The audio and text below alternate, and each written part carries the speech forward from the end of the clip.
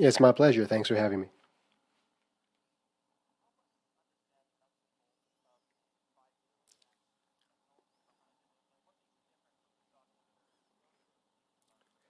Well, bivalent just means there are two virus versions incorporated into the shot. We have the original Wuhan strain, and we have a version of the Omicron strain in there too. So the reason for that is, of course, there's so much mutation happening that you want some aspect of the vaccine to be able to respond to the current circulating version of the virus, but also retain an ability to respond to the original version in case a mutation occurs that comes out of that original strain.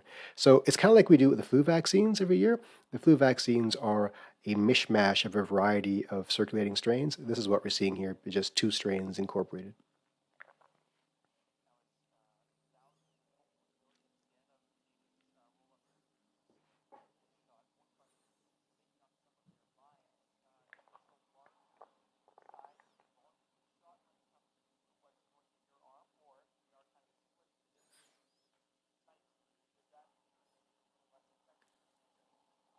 That's an interesting question. I've never heard that question before. It's the same size of shot. You shouldn't feel any different. It's just, it's the size of a molecule, right? So it's minuscule. It's coding for two versions of the spike protein. So it's inconsequential, the volume of it.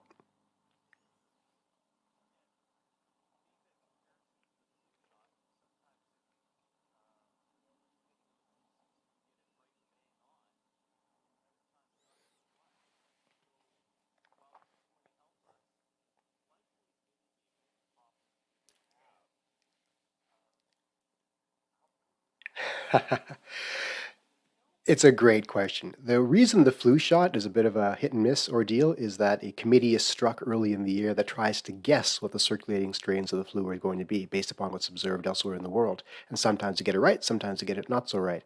With this, we pretty much know what's circulating in terms of the version of COVID. But what's been authorized in Canada is a version of the bivalent vaccine that is tuned to the BA1 subvariant of Omicron. BA1 isn't around anymore. What we have now is BA5. So the big question is that good enough? The Americans have just authorized a BA5 bivalent vaccine that we're not getting, but it looks like it probably will be good enough. So the data so far suggests that the BA1 bivalent shot, which is what we are getting, is about 1.2 times better than the previous version, and the BA5 is probably a little bit better than that. So the advantages aren't enormous, but there's something.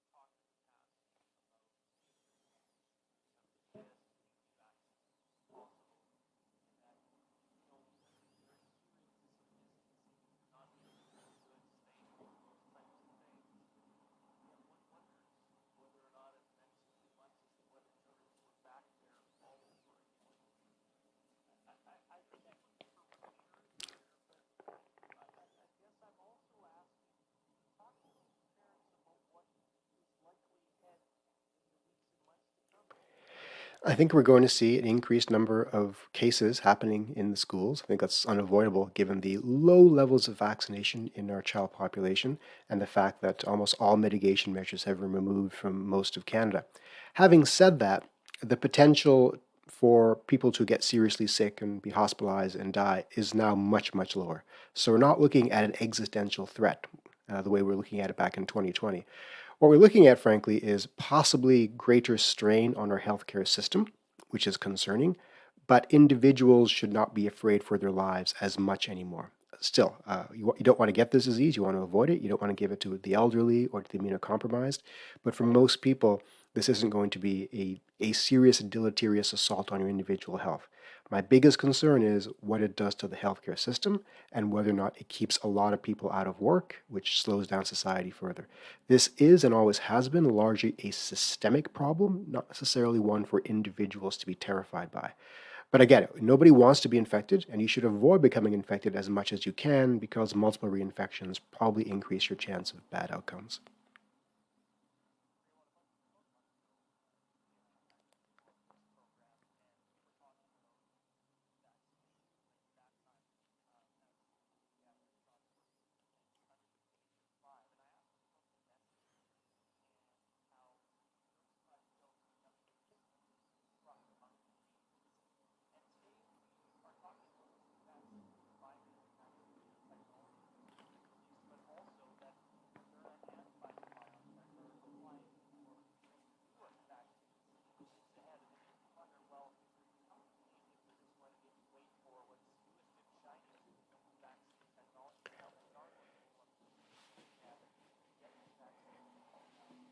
It is a bit of a problem, isn't it? We're almost entering the release of the Apple technology world, where people wait for the next best version of the iPhone to be released, and I don't know what the solution is here, because you have to keep people informed that there are advances happening in biotechnology. At the same time, you have to make available the tools we currently have to prevent people from getting sick. So, and as well as scientists are still trying to digest the data ourselves and figure out what the best course of action needs to be. I sympathize with NACI for having to put forth the appropriate guidance given minimal information very often. What people have to keep in mind is right now, the best vaccine is the one you have access to. And we talked earlier about the bivalent vaccines offering an advantage over the existing ones. Pound for pound, you get your biggest bang for your buck um, being boosted by anything, regardless if it's the latest, greatest, or regardless if it's a previous version. Any kind of boost gives you an enormous advantage here. The more updated vaccines give you slightly more. That's all. So get vaccinated. It almost doesn't matter with what.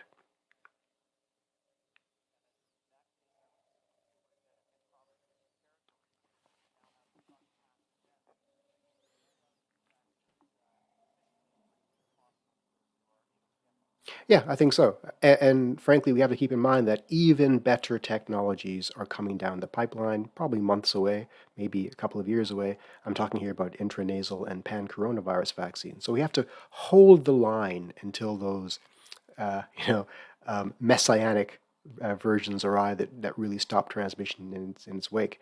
But yeah, should be rolling out these options widely and with some enthusiasm, um, but I am concerned for the public willingness to adopt this new technologies and new vaccines, yes.